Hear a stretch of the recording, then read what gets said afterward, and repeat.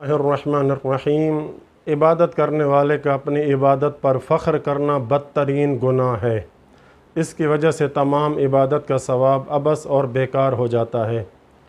اگر عبادت کرنے والا شخص اپنے معبود کی عظمت کو سمجھ لے اور اس کی صحیح معرفت ہو جائے تو وہ ہرگز فخر و مباحت نہ کرے، کیونکہ اس منعم حقیقی کے انعامات اس قدر زیادہ ہیں جن کا شمار نہیں ہو سکتا، اور نہ ہی اس کی نعمتوں کا شکریہ ادا کیا جا سکتا ہے۔ علامہ مجلسی علیہ الرحمہ اپنی کتاب عین الحیات، جس کا اردو ترجمہ روح الحیات، اس میں حدیث ہے کہ امام موسیٰ کاظم علیہ السلام اپنے فرزند سے فرماتے ہیں، اے فرزند، عبادت الہی میں ہرگز کوتاہی نہ کرنا اور اپنی عبادت پر بھی اعتماد اور فخر نہ کرنا، اس لیے کہ ہم اس کی وہ عبادت اور اطاعت نہیں کر سکتے جس عبادت کا وہ سزاوار ہے۔ دوسری حدیث میں امام علی رضا علیہ السلام سے منقول ہے کہ بنی اسرائیل کا ایک عابد 40 سال تک عبادت کرتا رہا۔ 40 سال کے بعد اس نے بارگاہ الہی میں قربانی پیش کی جو کہ قبول نہ ہوئی۔ عابد گریہ و زاری، آہ و بکا کرنا شروع کی اور اپنے نفس کو بڑی لعنت اور ملامت کرتا رہا، اور خود سے کہنے لگا، یہ سب تیری اپنی تقصیر اور کوتاہی تھی جو کہ میری قربانی اور عبادت قبول نہ ہوئی۔ عابد کو وحی ہوئی کہ یہ تیرا اپنے نفس کو تنبیہ، سرزنش اور ملامت کرنا اور اپنی تقصیر کا اعتراف کرنا اس 40 سال کی عبادت سے بہتر تھا جس کی وجہ سے ہم تیری عبادت و قربانی کو قبول کرتے ہیں۔ یہاں پر ناظرین کے ذوق کو مزید اجاگر کرنے کے لیے ایک بہترین واقعہ پیش کرنا چاہتا ہوں، وہ یہ کہ علامہ مجلسی علیہ الرحمہ لکھتے ہیں کہ ایک روز حضرت موسیٰ علیہ السلام ایک ویران پہاڑی کی طرف سے گزرے، دیکھا کہ ایک عابد تنہا عبادت الہی میں مصروف ہے۔ حضرت موسیٰ علیہ السلام کو اس سے ملنے کا شوق پیدا ہوا، قریب گئے، سلام کیا، لیکن عابد نے بے رخی سے پوچھا، تم کون ہو؟ حضرت موسیٰ علیہ السلام نے فرمایا، میں موسیٰ ہوں۔ عابد نے پوچھا، آپ ہی خدا کے نبی ہیں؟ فرمایا، جی ہاں۔ عابد نے کہا کہ میرا ایک کام خدا سے کروا دیجئے۔ فرمایا، بتلاؤ کیا کام ہے؟ عرض کرتا ہے کہ کام صرف اتنا ہے کہ میں یہاں پر 100 سال سے اللہ کی عبادت میں مصروف ہوں، آپ ذرا خدا سے یہ تو معلوم کروا دیجئے کہ میری اس عبادت کے صلے میں مجھے کیا انعام ملے گا۔ فرمایا، یہ تو میں ابھی معلوم کیے دیتا ہوں۔ اسی وقت حضرت موسیٰ پہاڑی پہ چڑھ گئے اور بآواز بلند عرض کیا، اے پالنے والے، یہ تیرا بندہ اپنی عبادت کا صلہ دریافت کرنا چاہتا ہے، بتلا اس سے کیا کہوں؟ آواز قدرت، اے موسیٰ، کہہ دو کہ ہم کل بتلائیں گے۔ حضرت موسیٰ علیہ السلام نے عابد سے فرمایا کہ اللہ فرماتا ہے کہ میں کل بتاؤں گا۔ تو ادھر عابد کا یہ دستور تھا کہ صبح صادق سے پہلے ایک نہر پر جایا کرتا تھا جو کہ وہاں سے قدرے فاصلے پر تھی، وہاں جا کر نہاتا اور کچھ پانی ہم اپنے ہمراہ بھی لے آتا تھا۔ چنانچہ حسب دستور دوسرے روز جب وہ نہر کی طرف چلا تو راستہ بھول گیا اور نہر پر جانے کی بجائے کسی اور طرف نکل پڑا۔ کافی دور جانے کے باوجود نہر پر نہ پہنچ سکا، دھوپ کی شدت سے نڈھال اور بے حال ہو گیا، پیاس کی شدت نے اس کی حالت تباہ کر دی تھی۔ تھک کر چکنا چور ہو کر ایک چٹان پر بیٹھ گیا اور موت کا انتظار کرنے لگا۔ اچانک کیا دیکھا کہ ایک شخص آتا ہوا دکھائی دیا، اس کی جان میں جان آئی، اس کو بڑی عاجزی سے کہنے لگا کہ مجھے تھوڑا سا پانی پلا دو۔ اس نے دینے سے انکار کیا۔ عابد رونے لگا۔ تب اس مسافر نے کہا، اچھا ایک گلاس پانی دے سکتا ہوں، بتاؤ قیمت کیا ادا کرو گے؟ عابد نے کہا، میرے پاس تو کچھ نہیں ہے سوائے 100 سال کی عبادت کے۔ اس نے کہا، اگر اس عبادت کا ثواب مجھے دے دو تو میں تمہیں ایک گلاس پانی دیتا ہوں۔ عابد نے سوچا اگر زندگی رہی تو عبادت اور بھی کی جا سکتی ہے۔ آخر کار اپنی 100 سالہ عبادت دینے کے لیے تیار اور آمادہ ہو گیا۔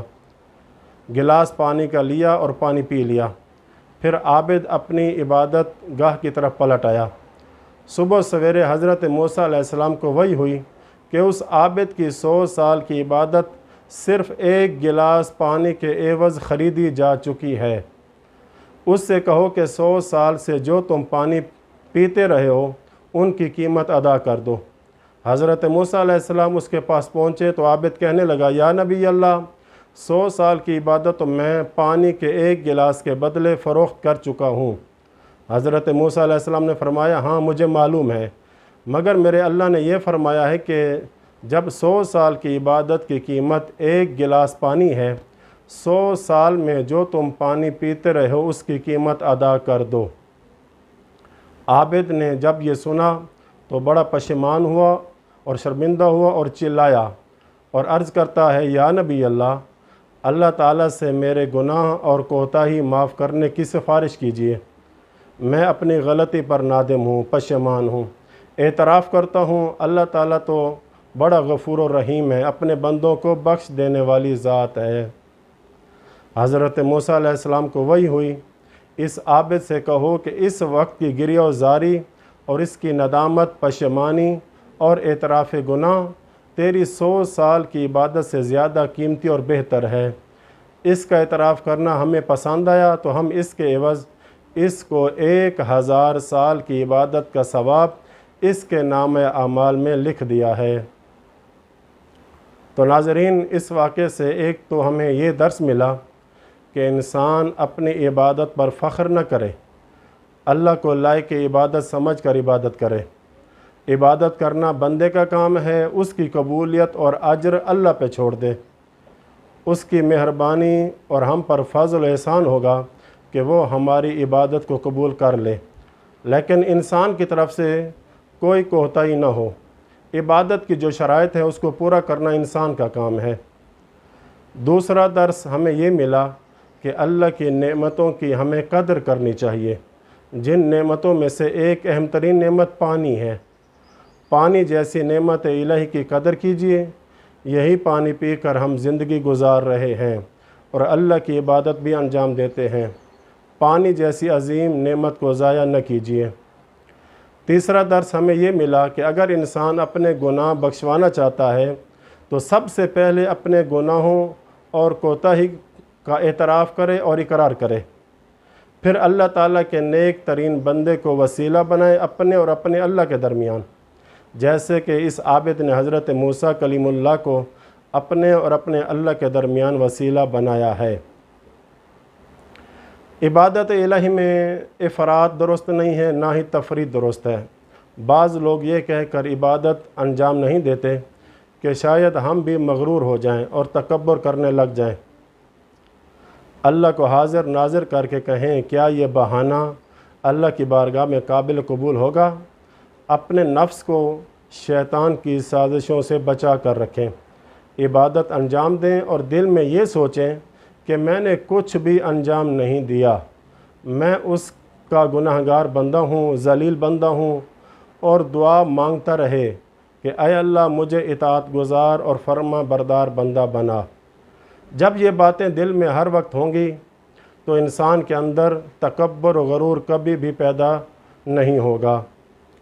یہ بات یاد رہے کہ عبادت سے مراد صرف نماز روزہ نہیں، بلکہ ہر قسم کے نیک کام بھی عبادت میں داخل ہیں۔